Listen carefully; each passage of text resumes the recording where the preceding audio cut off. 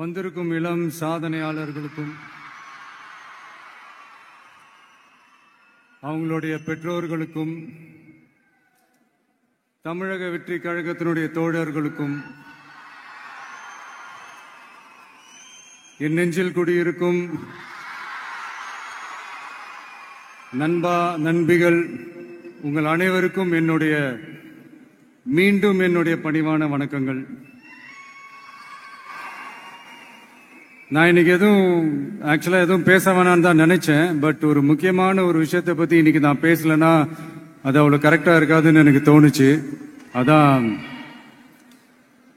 அது என்னவா இருக்கும்ன்றது நீங்களே கெஸ் பண்ணிருப்பீங்க. எஸ், நீட்டை பத்தி தான்.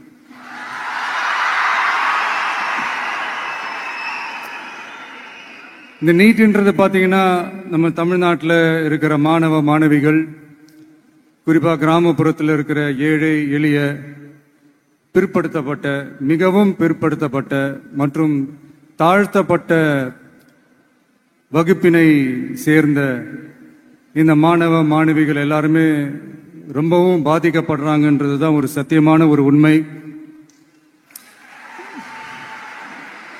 இந்த நீட்டை பத்தி ஒரு பிரச்சனையா நான் பார்க்கறது என்னன்னா, ஒன்று இந்த நீட் இந்த மாநில உரிமைகளுக்கு எதிரானதா இருக்கு. நீங்க 1975க்கு முன்னாலே பாத்தீங்கன்னா இந்த கல்வி மாநில பட்டியல தான் இருந்துச்சு. உங்க எல்லாருக்குமே தெரிஞ்ச ஒரு விஷயம்தான்.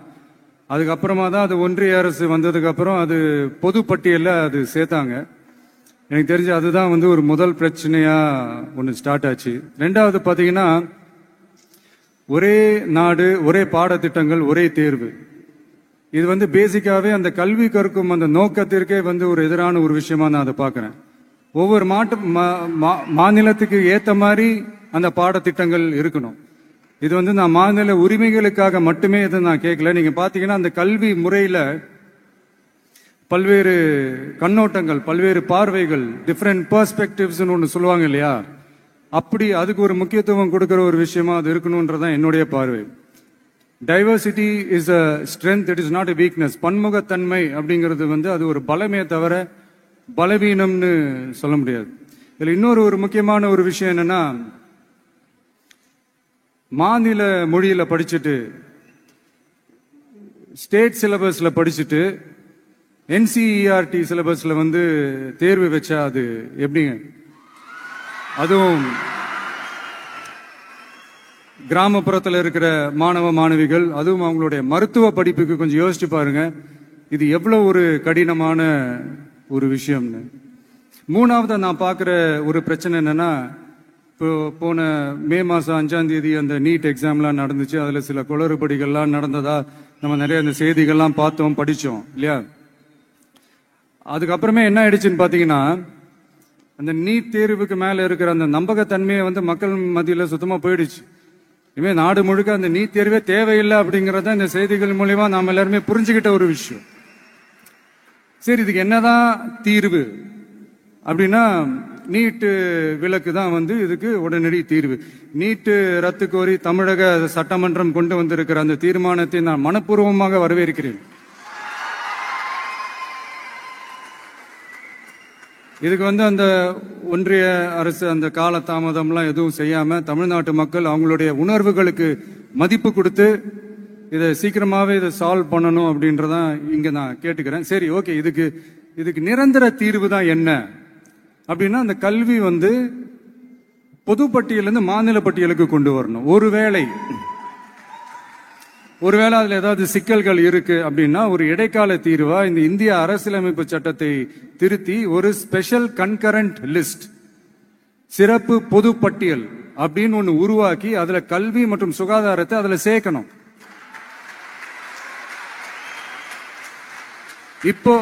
இப்போ இருக்கிற அந்த பொது பட்டியல் என்ன ஒரு பிரச்சனை அப்படின்னா, நீங்க அந்த துறைகள்லாம் பாத்தீங்கன்னா மாநில அரசுகளுக்கு என்னதான் அதுல அதிகாரம் இருந்தாலும் அது முழுக்க ஒன்றிய அரசினுடைய கட்டுப்பாட்டுல தான் இருக்கு.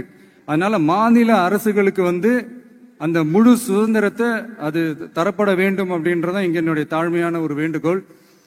ஒன்றிய அரசு அவங்களுடைய கட்டுப்பாட்டில் இருக்கிற ஒரு சில இந்த மெடிக்கல் காலேஜஸ்லாம் இருக்குல்ல, எய்ம்ஸ், ஜிப்மர், பிஜிஐ, இந்த மாதிரி நிறுவனங்களுக்கு வேணா அவங்க அந்த நீட் எக்ஸாம் நடத்தணும்னா நடத்திக்கலாம். பட் இங்க வந்து அந்த பிரச்சனை என்னன்னா, இது வந்து என்னுடைய ஒரு சஜஷன் தாங்க. இது நடக்குமா? உடனே நடக்காதுன்னு எனக்கு தெரியும். அப்படியே நடந்தாலும் அதை நடக்க விட மாட்டாங்கன்னு எனக்கு தெரியும். அதனால இந்த சந்தர்ப்பத்தில் என்னுடைய சஜஷனை வந்து உங்ககிட்ட அதை நான் பகிர்ந்துக்கணும்னு ஆசைப்பட்டேன். இதுதான் என்னுடைய தனிப்பட்ட ஒரு கருத்து நீட்டை பத்தி. ஸோ மற்றபடி வேற ஒன்றும் இல்லை. வந்திருக்கிற என்னுடைய friends, learning is fun, education is celebration.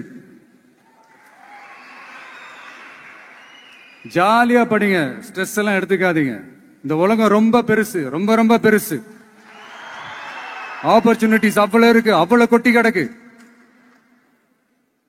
அதனால ஏதாவது 1-2 மிஸ் பண்ணாலும் எதுவும் ஃபீல் பண்ணிடாதீங்க. அப்படின்னா கடவுள் வந்து இன்னொரு பெரிய ஆப்பர்ச்சுனிட்டி உங்களுக்காக வச்சுட்டு காத்துக்கிட்டு இருக்கிறாருன்னு அர்த்தம். அது என்னன்னு தேடி கண்டுபிடிங்க. கான்பிடண்டா இருங்க, நல்லதே நடக்கும். வெற்றி நிச்சயம், வெற்றி நிச்சயம். மீண்டும் சந்திக்கும் வரை நன்றி, வணக்கம்.